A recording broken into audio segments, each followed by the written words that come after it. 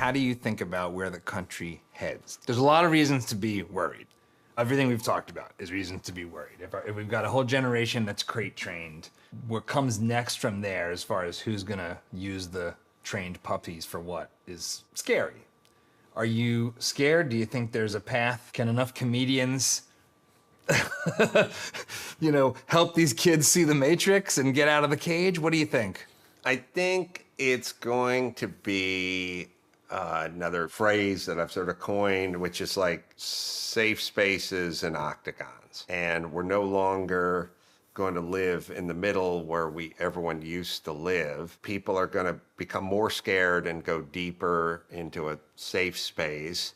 And others are going to long more for freedom and combat and excitement and danger. They're going to go toward the octagon. So California sort of become a safe space, and it will continue to go down that road. And like Florida will become an octagon. And so certainly Texas is an octagon. Texas. So people who want freedom and want to drive a truck and don't want to be forced into an electric car or 2035 or whatever the mandates are, or whatever they're talking about, they'll just start going. They'll start congregating in those places. In the octagons. Toward the octagon. But for a lot of people, that might not be where they want to go, But I don't want to live in the safe space, so I would like to go to the octagon. And I think one thing I've noticed in California right now is half the people are driving an electric car, or a Prius, or a Volt, or Bolt, or whatever, Leaf, whatever, Tesla. So they started like kind of pushing people like, hey, get incentives and do your part and, help ecology, which we used to call it, and help the environment, blah, blah, blah. Help the electric kid in California. Right. So we started trying to nudge people toward electric vehicles, and there's lots of ordinances and things like that. But you look around, I see more Dodge trucks with big Hemis in them and more Ford Raptors. I'll put it to you this way. Ford does a super trophy truck that's street legal. It's called a Raptor. Yep. It's like over 100K or something, isn't it? It's a big gas guzzling thing. Dodge came out with a competitor to the Raptor, which is like the what's the Raptor, and the other one's like the T-Rex or whatever. Like these are cartoon vehicles that nobody needs, with 36-inch tires and 12 inches of suspension travel and 700 horsepower blown V8. It's like, nobody needs this. I'll bet you there are more Raptors and Dodge pickup trucks in California than any other state in the union. Oh, wow. Okay. I'm in Texas, so I see a lot of them. You see a lot of pickup trucks. And I drive a V8. I drive a Land Cruiser, a used Land Cruiser. Texas is a good example, but I still see these massive trucks everywhere. And you'll never see more electric vehicles and big trucks sort of living right next to each other, which is essentially the safe space in the octagon. So you try to tell people, get an electric car, and they go, I'm getting the Ford Raptor. Now, there was a time when everyone just drove a Honda Accord or a Camry.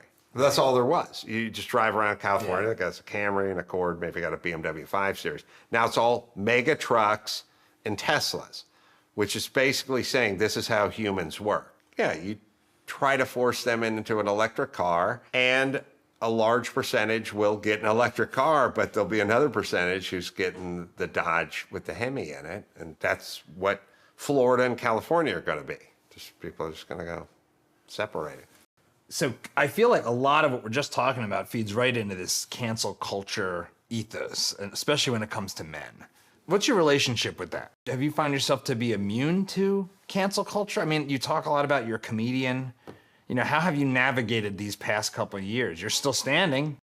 It would be hard to say that I was not affected career-wise to some degree by whichever way the winds are blowing, currently and previously to now. So you can't really document it because who knows? Like, well, maybe they wanted you to do this part in this show, but the phone never rang. Maybe that was because of this.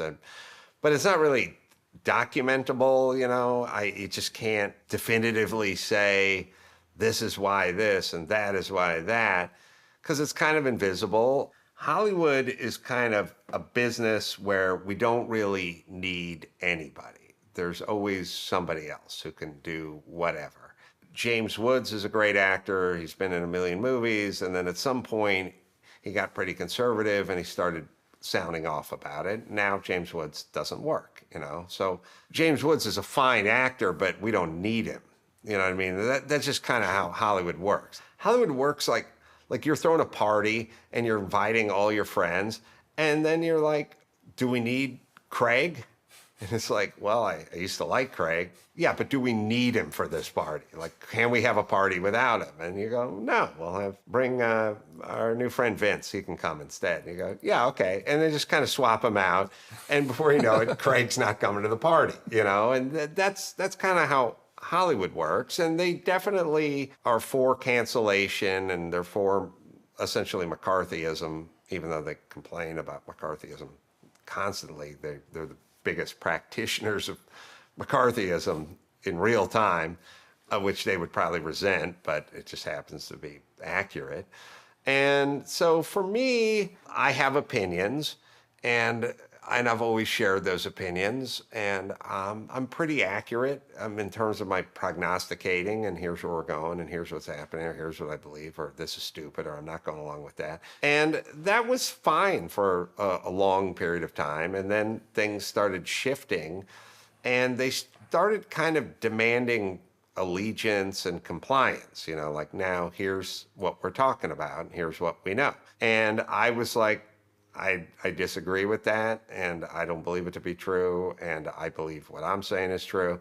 And they started going, well, this is kind of the new world order if you want to come get invited to the parties and get the jobs and stuff like that. And I just went, well, I can't really go against whatever it is I know to be true. I mean, it's like I interviewed Gavin Newsom on my podcast some years ago, and he was telling me that, you know, the homeless issue was the biggest issue ever for him. That was he was like the #1 homeless issue guy. That's about 9 years ago now. Yeah, it worked out great so far. It worked out great. And I told him, well, the biggest problem with homelessness, I said, it's, you know, junkies and people with mental situations. It's either mental problems or people that are on drugs or both. And then he proceeded to explain to me the real picture of homelessness, and I'll quote him here, was a mother of 3 whose husband left, who had a full-time job, but she was only getting paid minimum wage. And then I told him that is not the picture of homelessness. The picture of homelessness is junkies who are out of their mind. That's all we got. Now, he never came back on the show. But the point is this, as an example. I could have agreed with him, except for I knew he was 100% wrong. And I could have worked out a situation where me and Gavin Newsom became pretty good friends by me telling him something that I knew was patently false. But then, why be a comedian? And who are you? And then what do you stand for? And I don't even know what you stand for. It's like, I said a bunch of stuff around COVID. It got a lot of people very angry. It became you true. And Drew, for sure. Yeah, me and Dr. Drew, for sure. Now, got us pushed further out from whatever the Hollywood nucleus was. Okay, I could, you know, I wrote a tweet over 2 years ago, and it said, I'll paraphrase, but basically COVID kills old people and it kills sick people, and the rest of you pussies got played. If you liked that clip, we've got a lot more where that came from. Be sure to check out our full conversations by subscribing to the channel so you won't miss our new videos as they come out each week.